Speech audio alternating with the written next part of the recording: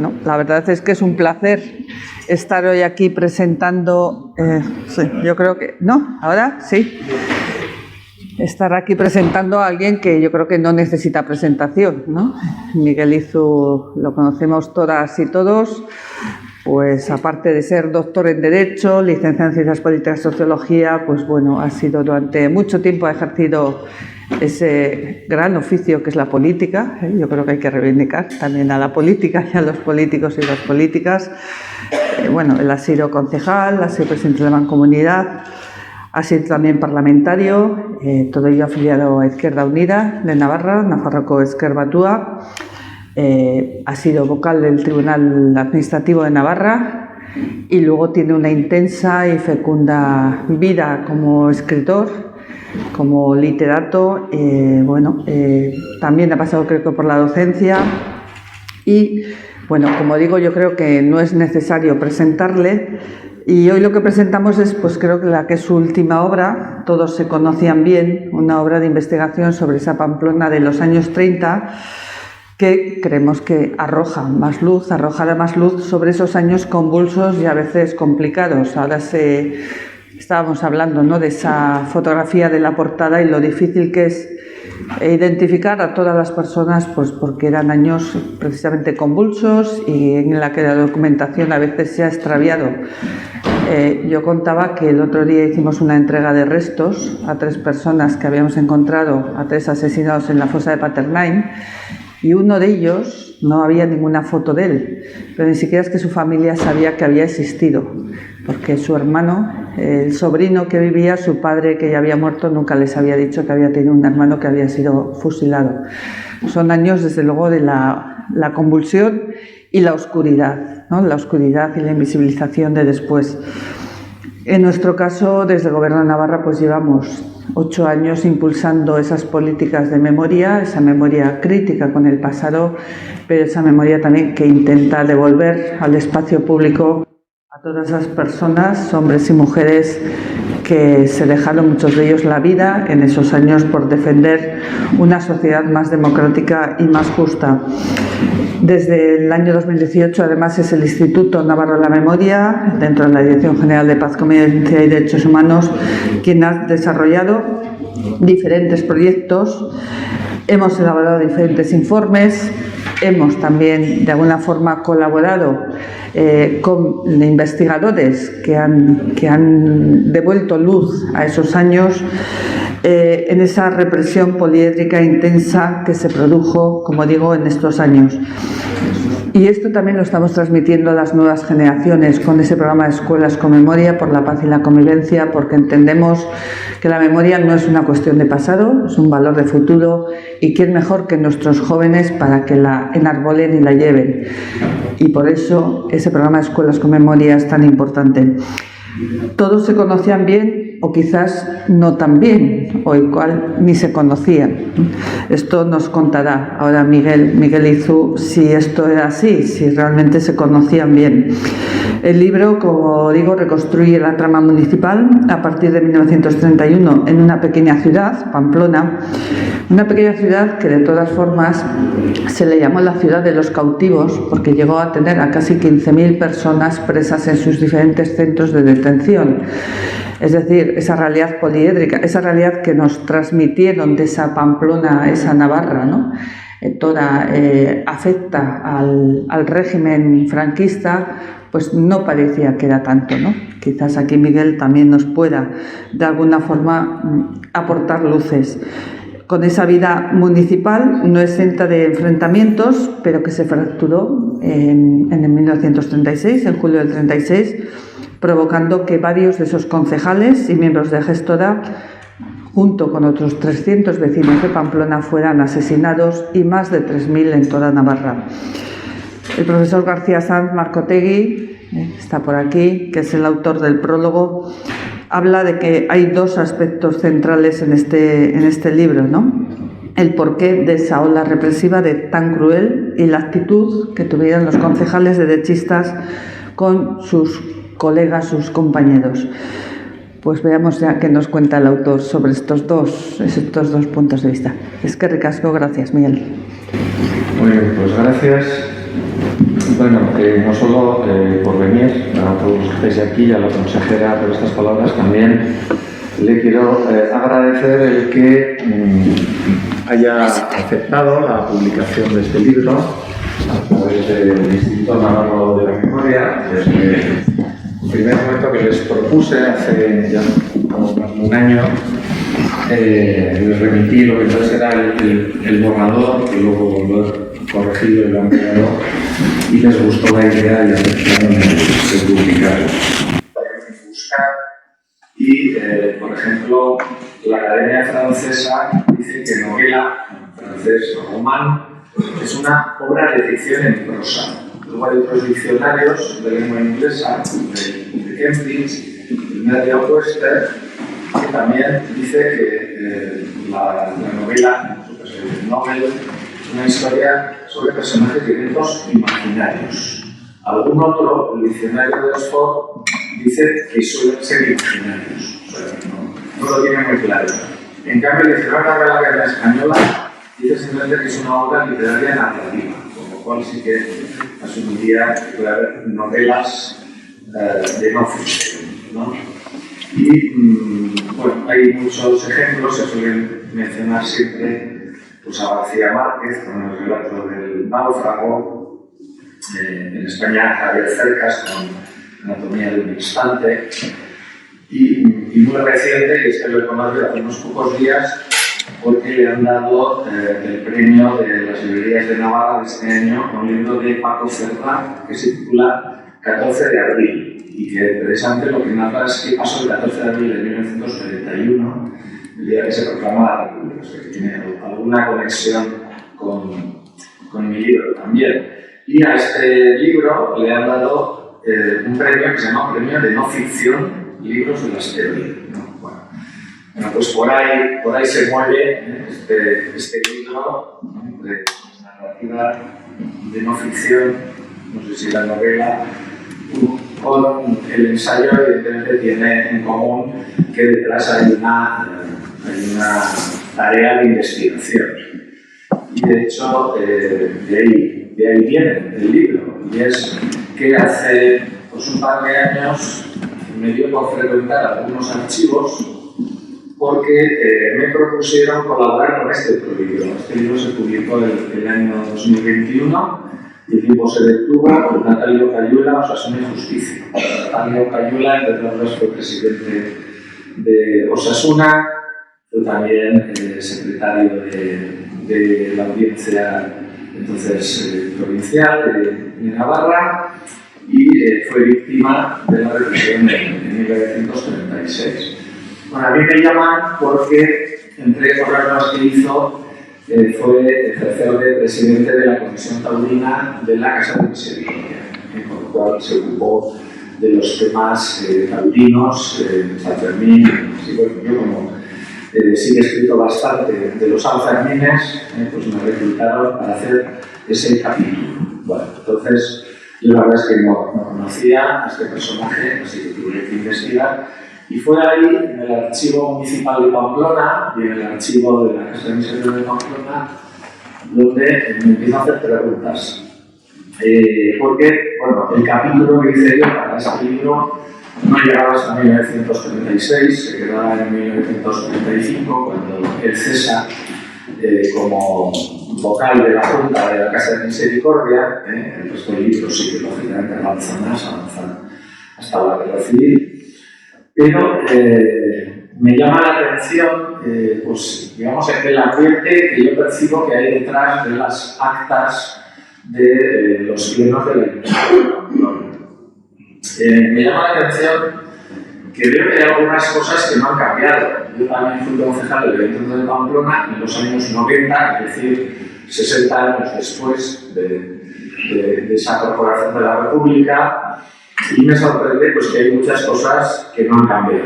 Pasa el tiempo y se percibe que sí, bueno, otras sí, evidentemente en 60 años cambian muchas cosas, ¿no? Pero también lo que me llama la atención es que durante esos años, del año 31 hasta el año 36, bueno, pues no se percibe en los debates, en esas actas del archivo y también en las noticias de la prensa, porque también pues, me he metido mucho en las hemerotecas, en la prensa local de aquella época, que hacía todas las semanas puntualmente la crónica del pleno del ayuntamiento, no se puede decir lo que iba a pasar después, ¿no? Es decir, no había ese ambiente tan crispado de un enfrentamiento, digamos ya prebélico. No, más bien al revés, bueno, pues, digamos, hay una convivencia más o menos normal, cordial. Por supuesto que hay división política, por supuesto que en algunos momentos hay altercados, pero bueno, no muy diferente de lo que yo también he conocido en la política muchos años más tarde, ¿no?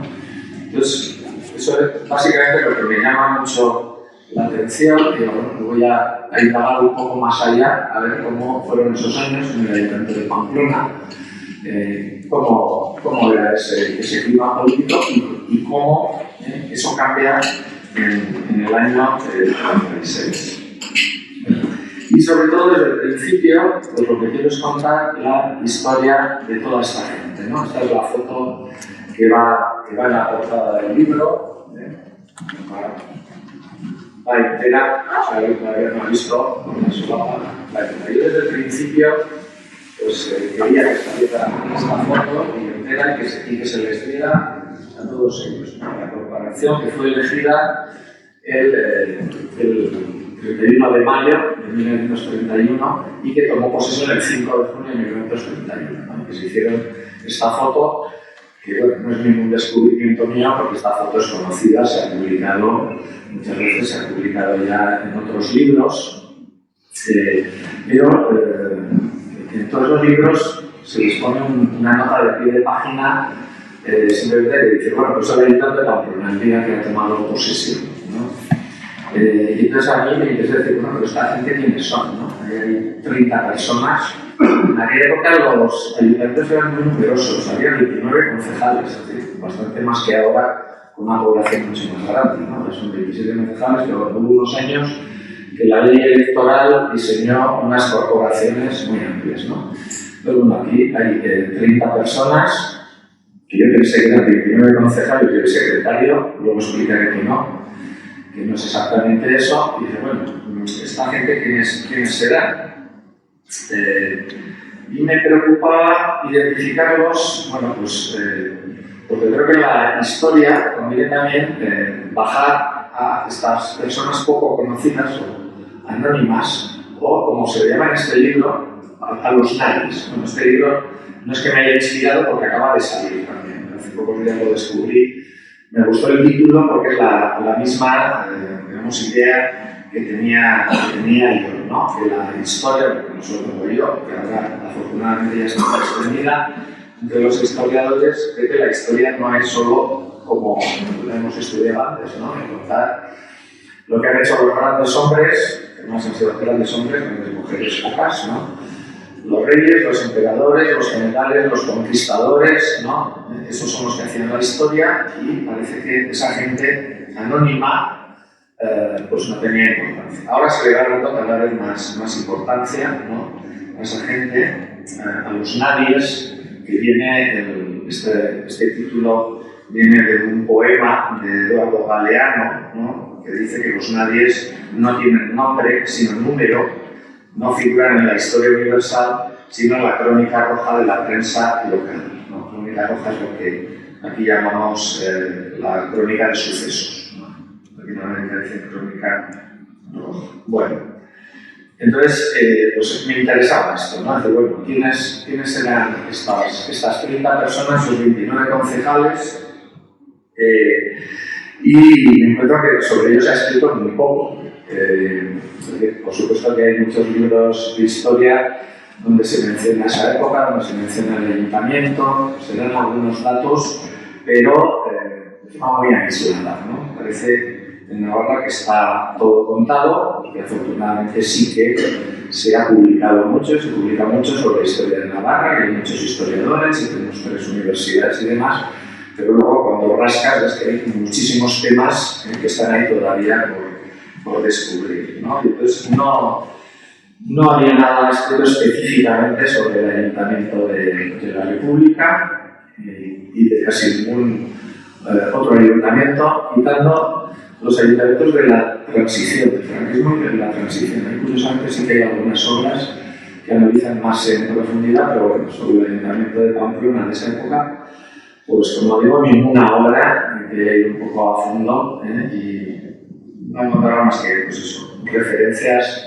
en otras obras con temas más generales. Bueno, había aquí una laguna y bueno, pues voy a entrar a ver cómo fue esa corporación, una corporación que dura del año 31 al año 36. ¿No? Bueno, entonces, una parte que emprendí, que me resultaba más interesante, era precisamente hacer la biografía de toda esta gente, ¿no? De todos estos concejales, que fuera una pequeña biografía, y es pequeña porque son unas pocas líneas. Pero bueno, saber quiénes eran, porque muchos de ellos han quedado ahí como anónimos, como nadie, ¿no? Claro, es normal porque la mayoría de ellos no tuvo una carrera política fuera de esos años de política municipal, ¿no? Algunos sí, por ejemplo, el alcalde, pues el señor que está ahí en el medio, debajo de la bandera, Mariano Ansó, elegido ese día como alcalde, bueno, pues sí, es conocido, luego fue, entre otras cosas, diputado, ministro, etcétera, ¿no? Y alguna otra cara pues, también yo era capaz de reconocer, pero muy poquitas. La mayoría, pues realmente no han pasado los libros de historia, no se sabe casi nada de ellos. En aquella época, pues la prensa no solía hablar mucho de los políticos. Hoy es distinto, ¿no? Si vamos a la hemeroteca, bueno, pues prácticamente de todos los concejales de Navarra vamos a encontrar una mínima referencia. Cuando se presentan, cuando se les elige, cuando tienen el chupinazo de los hijos de su pueblo, en aquella época realmente pues, eran las noticias eran marcas en este sentido, ¿no? Entonces, bueno, pues con mucho trabajo pues ya fui consiguiendo los mínimos datos para saber quién era esta gente, ¿no? Es decir, bueno, pues dónde habían nacido, cuándo habían nacido, dónde y cuándo habían fallecido, qué profesión tenían, quiénes eran sus padres, si tuvieron hijos, a qué partidos políticos pertenecían, qué otros cargos tuvieron. Entonces, bueno, pues sí que he conseguido, tenemos esas 29 pequeñas biografías de todos estos concejales. Bueno, también tengo que decir, estoy resumiendo mucho, que hubo en el año 31 hubo solo 2 candidaturas a las elecciones, que fueron unas elecciones repetidas, las del 12 de abril, que son las que dan lugar a que el rey Alfonso XIII se vaya y se proclame la República. En Pamplona, como en otros sitios, se anularon. Hubo recurso y se anularon, entonces se repitieron a final de mayo y cambió ligeramente el resultado. El 12 de abril había ganado la derecha por poco y en mayo ganó la izquierda también por muy poco, ¿no? Hubo 15 concejales de la conjunción republicano-socialista y 14 de la coalición católico-foral. En esa conjunción republicano-socialista había 12 republicanos y 3 socialistas. 12 republicanos, que en ese momento solo hay un partido republicano en Navarra, que se llama el Partido Republicano Autónomo. Luego, a lo largo de los años de la República, sí que se crean otros partidos, se van afiliando unos a otros, pero en ese momento pues, había un único partido. Mientras que los 14 de la coalición católico-foral pues eran 10 del partido jaimista, como se llama entonces, 2 del partido integrista. Luego estos partidos se fusionan en lo que se llamó la Comunión Tradicionalista, que era en el 32, y luego había 2 monárquicos, en ese momento, monárquicos, como se decía entonces, dinásticos, ¿no? O ofensivos, ¿no? Los monárquicos, en ese momento es el partido, los partidos, digamos, de la monarquía, pues habían colapsado, ¿no? De la República luego se fueron reorganizando, pero en ese momento no. Pues, bueno. Entonces, este era el panorama, digamos, político. Luego también de estos 29 concejales, pues voy a decir qué profesiones había, para dar un poco la imagen, ¿no? de la política de Navarra en aquella época. Bueno, había 5 abogados, lo que no extraña. Había 4 comerciantes, había 3 empresarios de la construcción, 3 empleados, 2 profesores, 2 ingenieros, 2 farmacéuticos, 2 agentes comerciales, un médico, un periodista, un procurador, un delineante, un panadero y un ebanista, ¿no?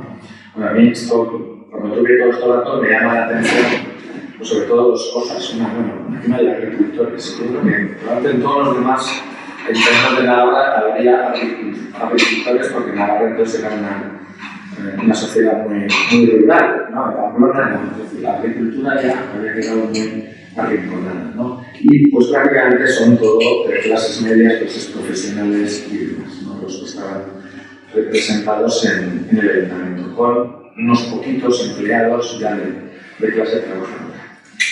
Bueno, aquí también en estas breves biografías de los 29 concejales, pues también reflejo, cómo acabaron todos ellos, ¿no? Por desgracia, pues es irremediable, porque esta es la corporación que llega a la guerra civil, ¿no? Bueno, hubo 2 que habían muerto antes de que llegara la guerra civil, de muerte natural, pero 4 fueron asesinados. También otros 2, no concejales, pero que habían sido miembros de la gestora que funcionó entre abril y junio, en ese espacio intermedio entre unas elecciones y otras. También 2 fueron asesinados. 4 de ellos murieron en el exilio, 2 en Francia, 1 en México y otro en Chile. Otro más estuvo en el exilio y en un campo de concentración en Francia, porque tuvo más suerte, pudo volver y vivir con normalidad en Pamplona. 2 estuvieron detenidos esos primeros tiempos de la guerra civil, fueron liberados y también tuvieron una vida más o menos normal. 1 de la coalición de derechas estuvo preso en Madrid, que cogió el inicio de la guerra. En Madrid lo detuvieron y fue condenado a muerte. También tuvo suerte, fue salvado, parece que por intervención del ministro Navarro, Manuel de Lujo. Y 1 participó, fue voluntario, participó en la guerra civil y también pues, salió bastante bien liberado, no fue herido ni murió. Pero bueno, la mayoría, 17 de estos concejales, todos los de la derecha y 4 republicanos, pues digamos que murieron de muerte natural en Pamplona, Entonces me hice el reto de a estos 29 concejales identificarlos en esta fotografía, ¿no? Cosa difícil, como ya se ha comentado, porque en aquella época pues la gente se hacía con pocas fotos y yo creo que aquí todos los presentes tendrán la misma experiencia que yo, que si buscamos fotos de los abuelos, pocas, y a veces de los bisabuelos, ninguna, ¿no? No se hacen apenas fotos. Y la prensa de aquella época pues, publicaba también muy pocas fotos, ¿no? Esta foto sí que se publicó el 6 de junio de 1931 en el periódico La Voz de Navarra, pero tampoco los identificaba, ¿no? Entonces había en aquella época muy pocas fotos donde se identificaran a los políticos, ¿no? Entonces, bueno, pues ha sido una tarea larga en la que he tenido que dar la lata a mucha gente para que me ayudara a identificar, en ocasiones pues a las familias de estos concejales. Evidentemente, pues ya de ellos hace muchos años que no vive ninguno, pero de la mayoría tampoco ya los hijos, porque muchas veces hay que buscar a los nietos, y a muchos de los nietos les pasaba lo mismo, que es que no tenemos fotos del abuelo, ¿no? Bueno, pero bueno, poco a poco y con mucha paciencia, y gracias a la de mucha gente, pues sí que me salieron los 29, ¿no? Bueno, los 29, vamos a decir, los 30 de la foto, porque no están todos los concejales. Yo al principio dije, bueno, hay 30 personas, 29 concejales y un secretario. Luego, pues no me coincidía, no me encajaba y al acabé descubriendo que no están los 29 concejales. Hay 26 concejales, 2 miembros de la gestora que cesaba ese día, que también estuvieron en ese pleno, y los funcionarios, el secretario y también un oficial, el que aparece en la foto escribiendo, que no mira a la cámara, pues era un oficial del ayuntamiento, ¿no? Entonces, pues me faltan la foto me faltan tres concejales, pero bueno, está la inmensa mayoría y pues, con mucha paciencia pues han dejado de ser anónimos y estas 30 personas pues están identificadas con nombres y apellidos y su trayectoria vital, ¿no? Bueno, aparte de este interés por todos estos protagonistas a lo largo de la historia, bueno, pues es ese cambio, ese contraste entre el antes y el después del 19 de julio, ¿no? La República, la verdad es que se inició de una forma muy pacífica, muy tranquila. Bueno, esta foto es del 14 de abril de 1931, que se ha publicado alguna vez, pero que también está muy curioso, ¿no? Aquí están los del Comité Republicano, están con el gobernador militar, como se llama entonces, de Pamplona, el general Germán Gil Yuste, que aparece ahí, es el tercero por la izquierda, ¿no? Y los demás pues son los del Comité Republicano, están pues, algunos de los que luego serán elegidos concejales. Mariano Alonso, que es el primer alcalde de la República, pero está también Corpus de Ronsoro y Mariano Sáez Morilla, ¿no? Que por cierto los dos son de los concejales asesinados en 1936, igual que Gregorio Angulo, que está allá a la derecha, que era ex concejal, que es el primer concejal socialista en el Ayuntamiento de Pamplona y que también se asesinado. Bueno, pues esta escena viene porque el general Gil Yuste le llama a Serafín Uder, que está ahí también en mitad de la foto, que era el presidente del Comité Republicano. Esto lo cuenta Uder, le llama por teléfono y dice que tiene mucho interés en entrevistarse con el Comité Republicano y les cuenta que, claro, ha recibido órdenes de Madrid, del gobierno saliente, ¿no? Que se está deshaciendo y a punto de tomar posesión del gobierno de la República, el gobierno provisional, ¿no? Y entonces a él le han dicho que primero se asegure de que se mantenga el orden público, que no pase nada, y segundo, que haya una transmisión pacífica del poder a los republicanos, ¿no? Y entonces eso es lo que les explica, y se hace incluso la foto, y de hecho pues, se hizo una transmisión pacífica de aquí, del gobierno militar, los del Comité Republicano van a la Casa Consistorial y hacen lo mismo, ¿eh? Está en el libro otra foto, también conocida, ¿no? del Comité Republicano con el alcalde accidental y con algunos concejales también posando, porque también pues, con muy buenas maneras se hace esa transmisión y el Comité Republicano se asoma al balcón de la Casa Consistorial, la plaza de gente, y se proclama la República, ¿no? Pero digamos, en el año 31 pues, se hace en ese buen clima y esta primera corporación que toma posesión el 5 de junio de 1931, pues también, digamos, un clima ejemplar. Mariano Alonso es elegido alcalde por pues casi unanimidad, porque también la mayoría de los concejales de la derecha le votan como alcalde. Digamos que de forma muy deportiva asumen que ha sido la izquierda la que tiene mayoría y le votan como alcalde, ¿no? Y hay unos discursos que los recojo en el libro, figuran en el acta correspondiente, bueno, donde todos son buenos deseos de colaborar todos por el bien de la ciudad y demás, ¿no? Entonces, bueno, pues, como digo, en el año 31 los primeros ministros de la República en este sentido pues, son ejemplares, ¿no? De cómo hay un cambio de régimen pacífico, no hay ese enfrentamiento que vendría años más tarde, no hay ni siquiera una crispación, que a veces parece que toda la República fue ya prácticamente una guerra civil, en absoluto. Eso es lo que se desprende cuando uno se lee las actas de los plenos. Yo me he ojeado del 31 al 37 todas las actas, y cuando uno se ojea en la hemeroteca, pues las crónicas de la prensa local, donde pues, se contaba lo que pasaba en el ayuntamiento.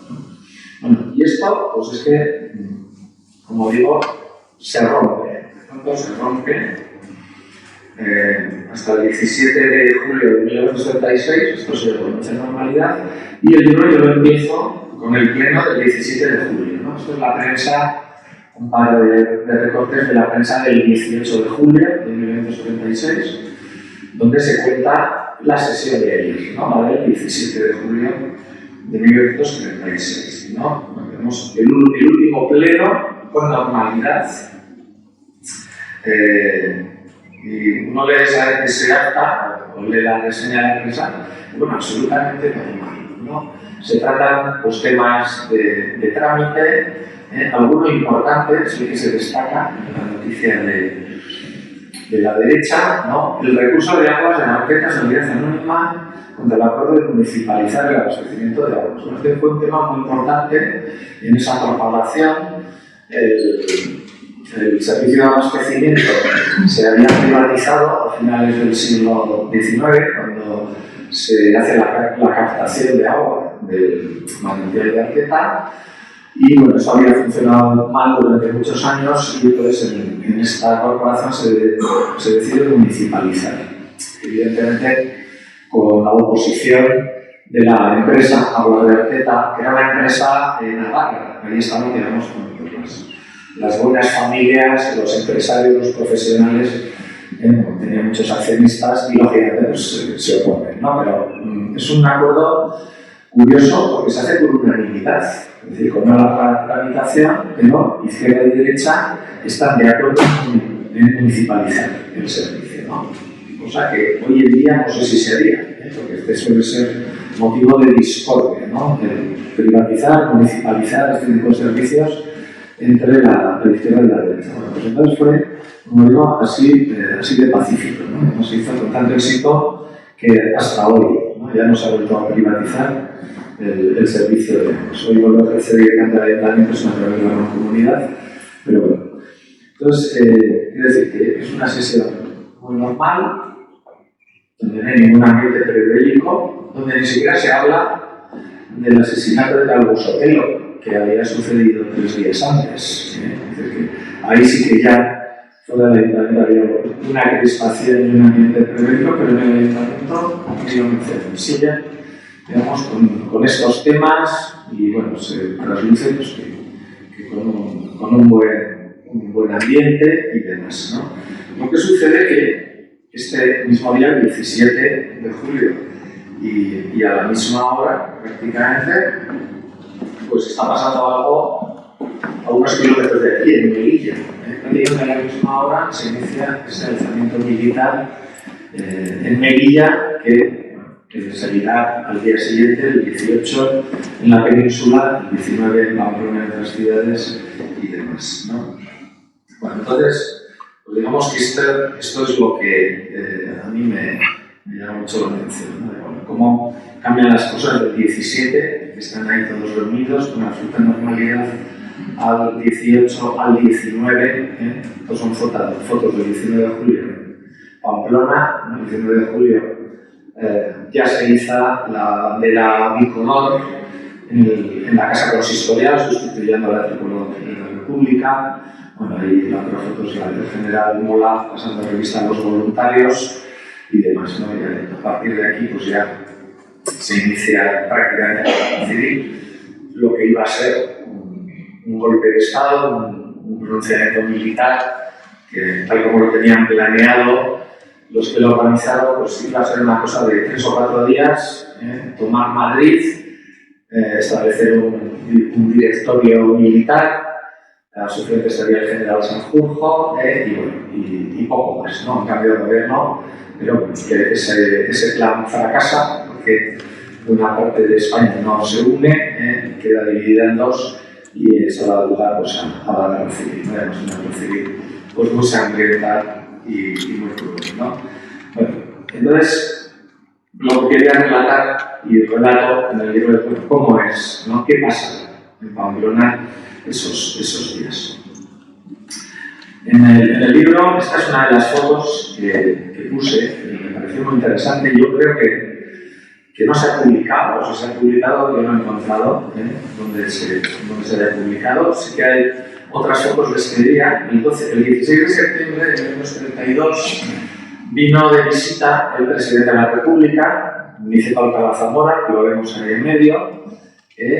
Vino a Pamplona, por otras ciudades, como San Sebastián y demás. Bueno, y pues, hay muchas fotos que ese día la prensa, lógicamente, pues, publicó muchas fotos de Alcalá Zamora y de otras autoridades, pero esta yo creo que está en el archivo municipal. Yo creo que esta no se ha publicado. O se ha publicado, yo creo que no lo he visto, ¿no?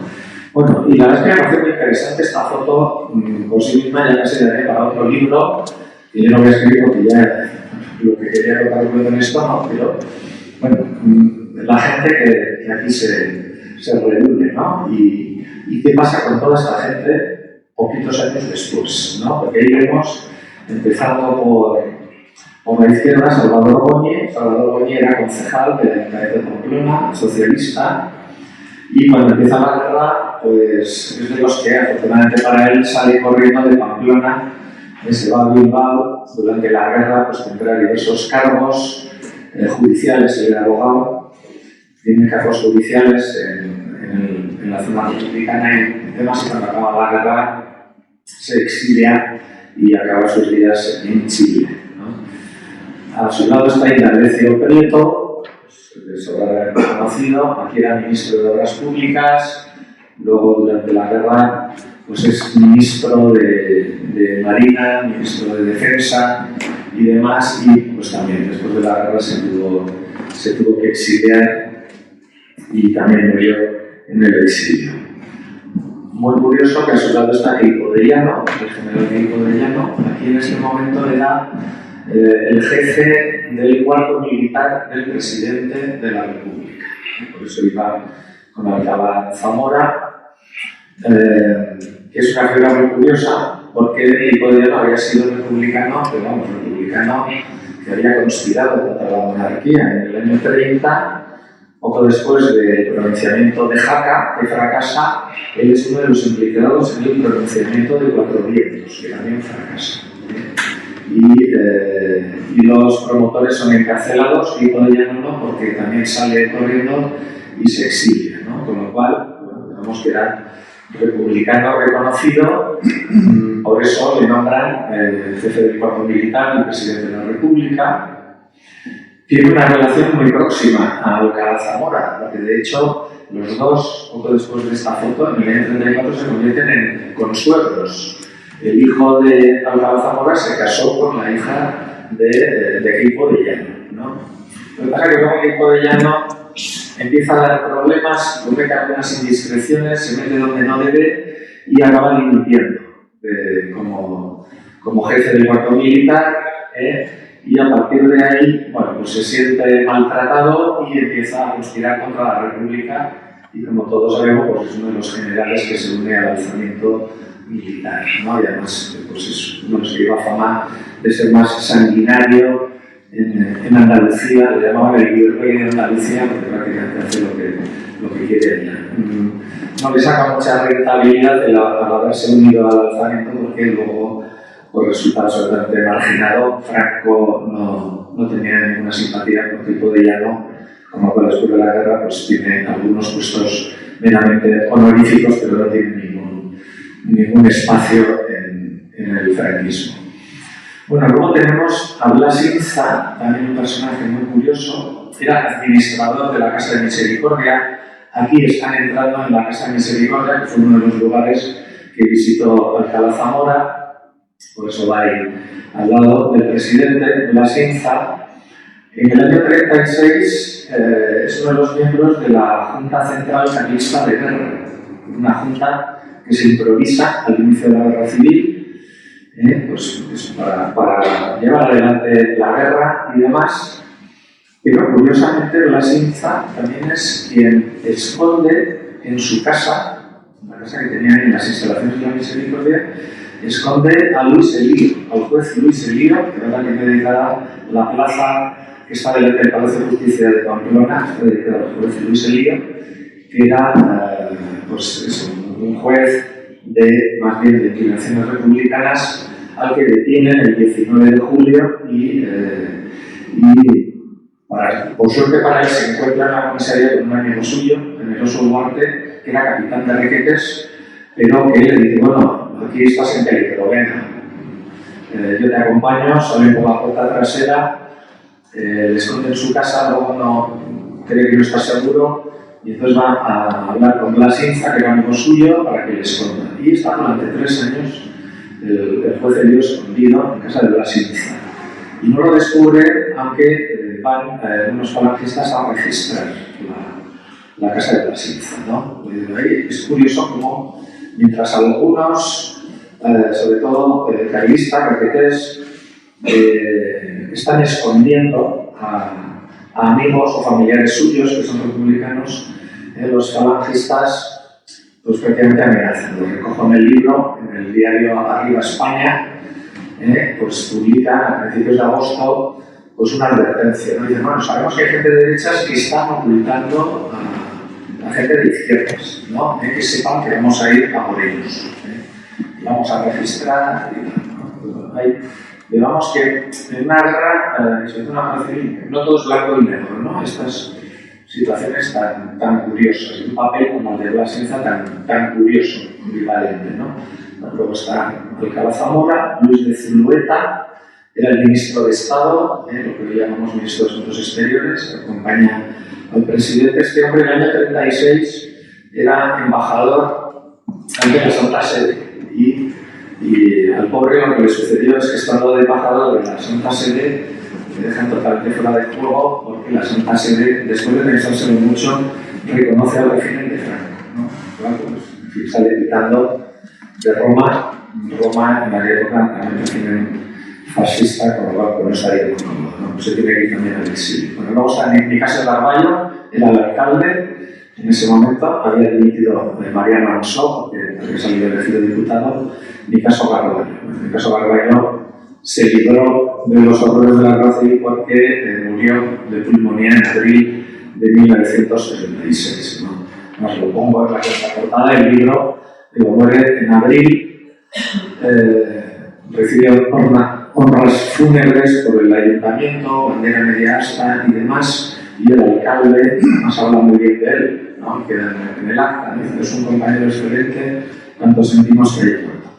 Poco después mueren otros compañeros de corporación, pues no hay las mismas honras, ¿no? Porque mueren por otras cosas. Bueno, y luego tenemos a Francisco de los Arcos, también pues, otro destino bastante trágico, que era el comandante de la Guardia Civil en ese momento en Pamplona. El año 36 es comandante en Ciudad Real y apoya a la República, es decir, que se opone al alzamiento militar, se mantiene fiel al gobierno de la República. En Ciudad Real no triunfa el alzamiento, pero luego tiene la desgracia de que lo trasladan a Madrid. Y en Madrid hay quien le tiene ojeriza porque, bueno, como había sido Guardia Civil, había participado en la represión de la Revolución de Octubre del año 34. Pues ahí, en el 34 al 36 los dos casos hacen lo mismo. Pues mantiene la disciplina y hace lo que le manda el gobierno, ¿no? Pero bueno, lo detienen en Madrid y es asesinado en el año 36.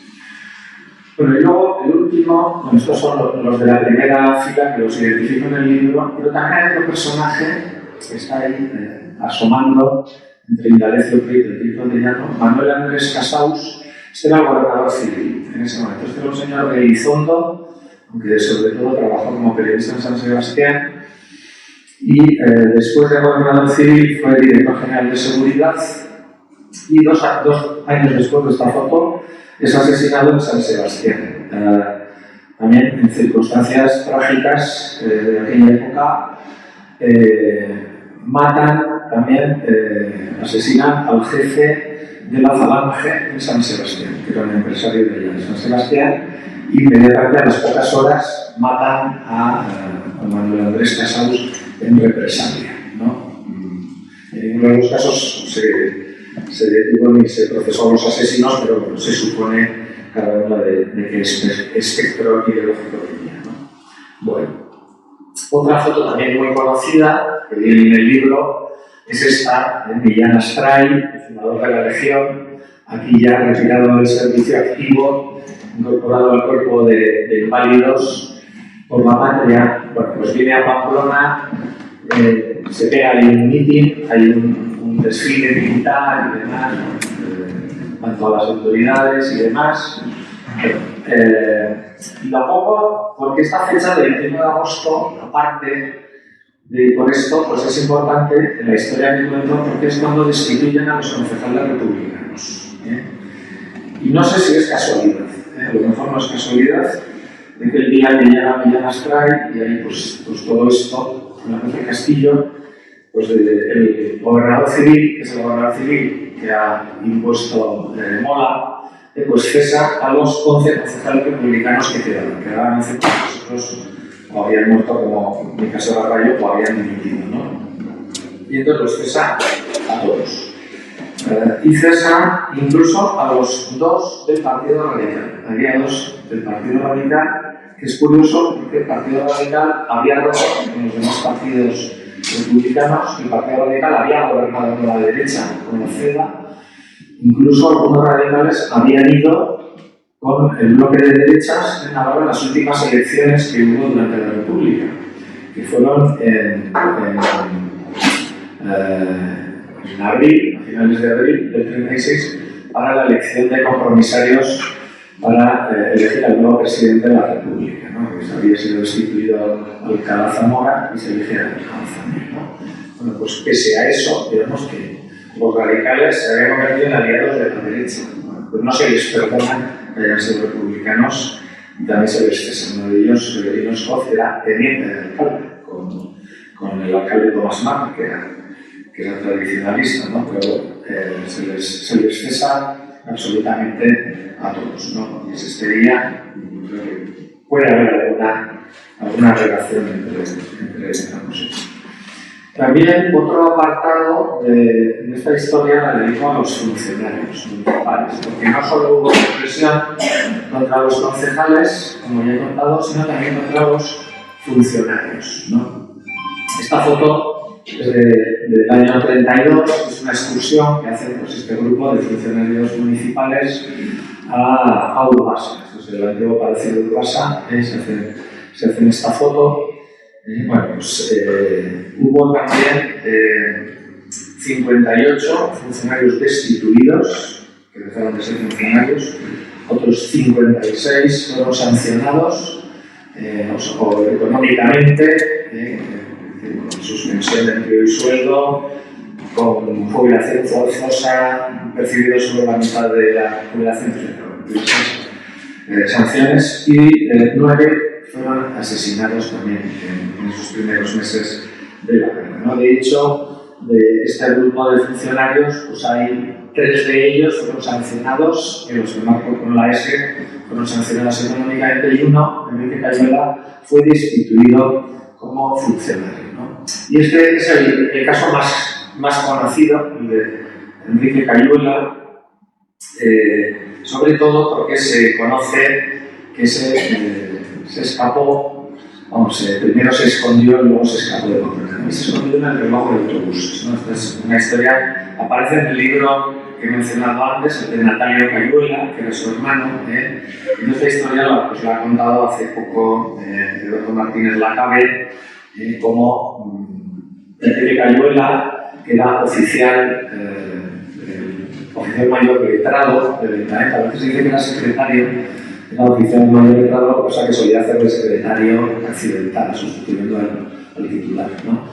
Bueno, Enrique Cayuela vivía ahí en el edificio de la estación de autobuses, que es un edificio inaugurado en 1934, que encima de la estación tiene viviendas que son del ayuntamiento. Entonces el ayuntamiento dio prioridad a los funcionarios municipales que querían vivir allá, ¿no? Y uno de ellos es Enrique Cayuela, vivía allá y van a detenerle y él se esconde con otro vecino suyo, que era catedrático del instituto, se esconde ahí, en el reloj, ¿no? Y no los encuentra porque a nadie se le ocurre buscar en el reloj. No, es que curiosamente el reloj lo que vemos detrás de esas esferas, que siguen ahí, después de todos estos años, pues está absolutamente hueco. Hay un hueco donde apretados cabían 2 personas, cuando había registros, pues se metían ahí y no les encontraron. Y a los que iban a registrar la casa, pues no se les ocurrió. Darían por hecho que ahí detrás de las esferas estaría la maquinaria de los relojes. Pero es que no había ninguna maquinaria, y esto lo cuento yo en el libro porque es un dato curioso que me encontré yo en las actas municipales, ¿no? Cuando se construye la estación, pues el ayuntamiento también saca a concurso la instalación de los relojes y se lo adjudica a un relojero de Pamplona, ¿no? Bueno, entonces hay una división de opiniones porque varios concejales de la derecha están en contra de que se contraten esos relojes, que son relojes eléctricos. Y por eso no llevan maquinaria, ¿no? Entonces son todos relojes eléctricos interconectados, todos los que hay en la estación, los de la fachada, como vemos en la foto, y los que están dentro, ¿no? Y además será una cuestión pues, pensada, ¿no? Si todos los relojes marcan la misma hora, imprescindible para que sirvan a una estación de autobuses, ¿no? Bueno, pues hay varios concejales de la derecha que dicen que los relojes eléctricos no dan buen resultado, les parecía una cosa demasiado moderna y que había que poner unos relojes mecánicos. Se quedaron en minoría de personas porque no convencieron a todos los concejales de la derecha. Y entonces algunos concejales de la derecha votaron con los de la izquierda y se pusieron esos relojes, ¿no? Pero si les hubieran convencido y se hubiera instalado otro tipo de relojes, pues igual Enrique Cañuelas y su vecino no hubieran tenido hueco para esconderse, ¿no? A veces pasan estas cosas. Bueno, y voy acabando con el tema de la memoria. Durante muchos años pues no se hace memoria de estos concejales, de estos funcionarios. Durante el franquismo no se les menciona. En las actas municipales, aparte del día que se les destituye, el 29 de agosto, ¿quién se les menciona? Desaparecen, se evaporan del ayuntamiento, ¿no? No se les menciona. Sí, luego cuando mueren, los que mueren en Pamplona, pues sí que se hace constar, ¿no? Que han muerto y el que salga de la corporación, esas cosas que se ponen, pero no se hace mención de que fueron destituidos. Los que mueren fuera de Pamplona, los que mueren en el exilio, los que han sido asesinados, pues no son mencionados, ¿no? Entonces, pues digamos que se les olvida durante muchísimos años. Sí se recuerda en las actas municipales a los funcionarios, porque en 1980 hay un acuerdo aplicando la normativa derivada de la ley de amnistía de 1978, entonces dice, bueno, los funcionarios que fueron represaliados por sus ideas políticas y demás, pues se anulan todas las sanciones. Pues claro, en 1980, pues esa es un reconocimiento completamente moral, ¿no? Que ya habían muerto casi todos, ya no se reincorporan a sus puestos, ¿no? Pero bueno, por lo menos hay ese acuerdo, pero a los concejales no se les recuerda hasta el año 2007. En el 2007 sí que hay un acuerdo donde se homenaje a todos los pamploneses que fueron asesinados esos años y en especial a los concejales. Que no se sabía ni quiénes habían sido, porque la verdad es que en ese primer acuerdo del año 2007 hay un error, se mencionan solo a 5 concejales, se menciona a uno que no era concejal, se olvida a otro, bueno, que ni siquiera se tenía constancia correcta de los datos, ¿no?